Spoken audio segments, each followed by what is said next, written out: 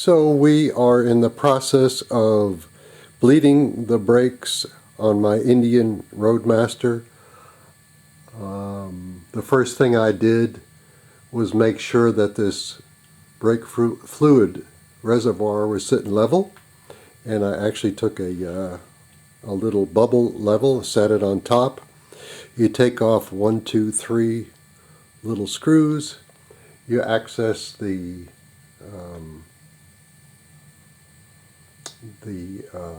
reservoir. That's the cap that comes off the underside. And then I have sucked out a bunch of fluid already,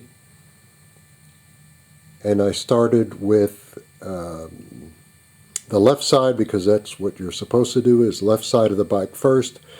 I'll show you what's going on the right side and see what we can come up with to give you guys some hints if you want to do this yourself. It's not a hard job. It's just tedious. You got to go through several of those reservoir full deals to really clean out your system. I've got a 10 millimeter box or open end wrench to access the caliper nipple. I bought this Lucas .4 brake fluid. That's what it takes. It's a big jug, but if you look at the top of what I did, that's a good hint, is to make 2 small holes in the foil.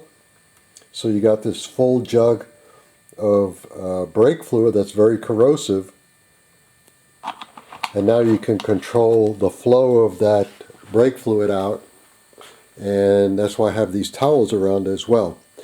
So next thing to do, I've already done one side.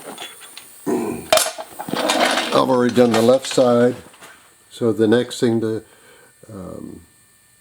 happen is I'm going to do the right side, then do the left side again, then come back to do the right side again. So they got 2 eggcord nuts, 13 millimeter, and underneath here there is a 10 millimeter bolt that goes through that protects all this stuff as well. So let me get to that, and I can come back and show you after the access plate is off.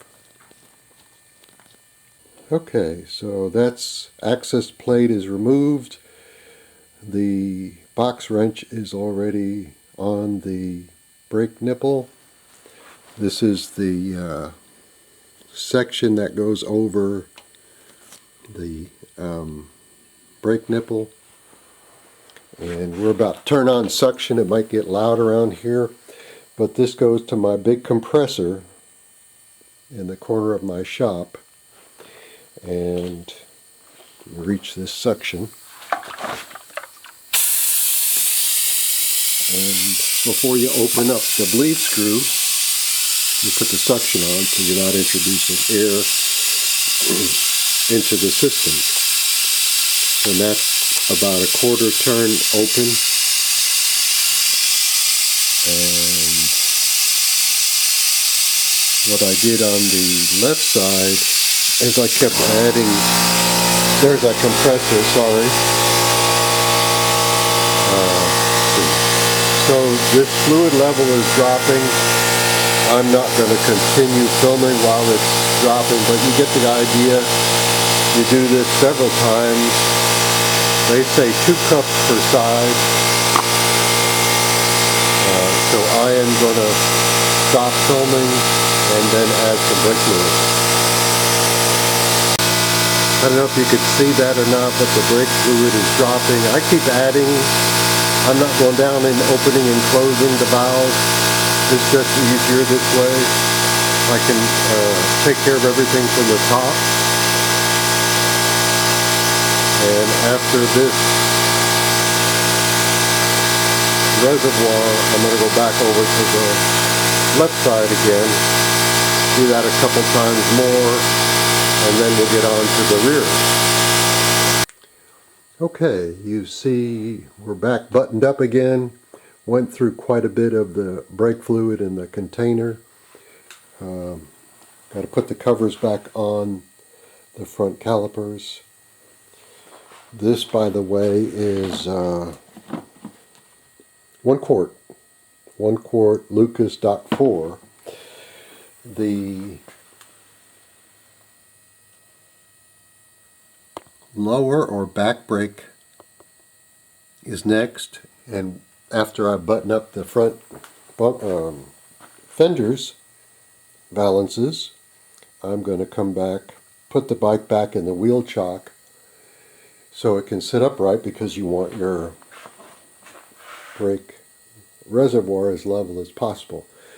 So far so good. Spilled a little bit, but got it cleaned up real nice. You don't want to spill this stuff. It's very corrosive, and you got to protect your paint and the other valuables.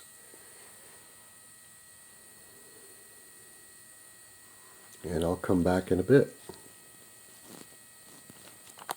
Okay, sorry I couldn't show the rear brake flush, but that cap comes off. 2 screws, same procedure as the front brakes, just 1 cylinder to clean. I access the brakes by taking off the saddlebag, and there's that nipple right in here. Gives you the access that you need without being underneath. And it takes an 8mm, or at least this nipple does. And I pumped the brake pedal, and I also set the vacuum up to here. So that went well. I went through about 3 reservoirs full of brake fluid. The end result is good. Nice hard brakes, clean brake fluid. Again, this is a Mighty Vac vacuum brake bleeder. Had it for many, many years. Use it on cars, motorcycles. You got a good holding tank. Can be mounted to a piece of wood if you want to. Can be hung if you want to. But for me, I just use it as a portable vacuum. So everything went well. Have any questions? Feel free to ask. If I did it again, one thing I would do would be to get a bottle with a long extension top to it, so as you're pouring fluid in, you can get in between the brake pedal and the reservoir, which gives you little access, most difficult access. And I wound up spilling a bunch, but got it cleaned up. I keep a spray bottle and some towels right by me. Got a little bit on the floor, but I think that's fine. So, good to go. Talk with you later. Bye.